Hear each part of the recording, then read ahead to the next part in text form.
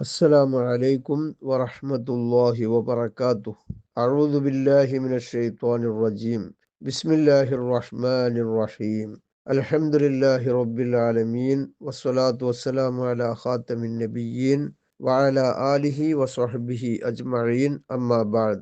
സത്യത്തിൻ്റെയും അസത്യത്തിൻ്റെയും വർഗവർണ്ണ വിവേചനത്തിൻ്റെയും ഇടയിലുള്ള ഒരു ധർമ്മ സമരമായിരുന്നു ബദർ.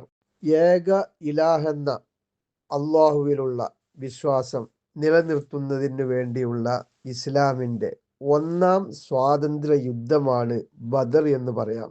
ഹിജ്റ 2-ാം വർഷം റമളാൻ മാസം 17-ന് അത്യുഷ്ണമുള്ള ഒരു വെള്ളിയാഴ്ചയാണ് ഇസ്ലാമിക ചരിത്രത്തിലെ ആദ്യത്തെ ഏറ്റവും വലിയ യുദ്ധമായ ബദർ യുദ്ധം നടക്കുന്നത്. 1000-ഓളം വരുന്ന സുസജ്ജമായ ശത്രുപക്ഷത്തോട് 300-ൽ പരം സഹാബികൾ പ്രസ്തുത യുദ്ധത്തിൽ പങ്കെടുത്തതായി ഹദീസുകളിൽ കാണാം. ബദർ യുദ്ധം അനിവാര്യമായ ഒരു യുദ്ധമായിരുന്നു. കാരണം സ്വന്തം നാടും വീടും സമ്പത്തും എല്ലാം ഉപേക്ഷിച്ച് മദീനയിലേക്ക് പോന്ന ഒരു ജനതയെ അവിടെയും ജീവിക്കാൻ അനുവദിക്കില്ല എന്ന് വന്നാൽ പിന്നെ എന്തു ചെയ്യണം? മാത്രവുമല്ല, അള്ളാഹുവിൻ്റെ ദീൻ ഇവിടെ നിലനിൽപ്പില്ലെന്ന് വന്നാൽ അതും നടക്കുന്ന കാര്യമല്ലല്ലോ. അതുകൊണ്ട് തന്നെ അവസാനം നബി സല്ലല്ലാഹു അലൈഹി വസല്ലം തങ്ങൾക്കും സഹാബത്തിനും ശത്രുക്കളോട് യുദ്ധം ചെയ്യേണ്ടി വന്നു.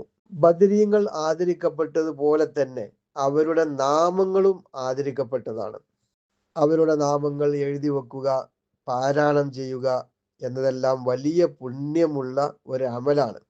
ആരെങ്കിലും സ്വന്തം ശരീരത്തിൻ്റെയോ അല്ലെങ്കിൽ വീടുകളിലോ അല്ലെങ്കിൽ ചരക്കുകളിലോ കടകളിലോ അസ്മാഉൽ ബദർ എഴുതി വെച്ചാൽ അത് മുഖേന അള്ളാഹുവിൻ്റെ കാവലും സർവ വിഷമങ്ങളിൽ നിന്നും അവൻ അള്ളാഹു മുക്തിയും നൽകുന്നതാണ് എന്ന് ഇമാമുകൾ ഉദ്ധരിച്ചതായി നമുക്ക് കാണാൻ സാധിക്കും.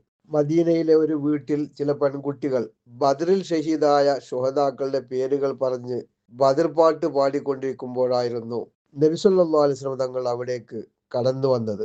പെൺകുട്ടികൾ ബദർ പാട്ടുകൾ നിർത്തി നബി സല്ലല്ലാഹു അലൈഹി വസല്ലമയുടെ മദ്ഹ് പാടാൻ തുടങ്ങി. വാഫീനാ നബിയുൻ യഅലമു മാ ഫീ ഗദ്, വരാനിരിക്കുന്ന കാര്യങ്ങൾ അറിയുന്ന ഒരു പ്രവാചകനും ഞങ്ങൾക്കുണ്ട്.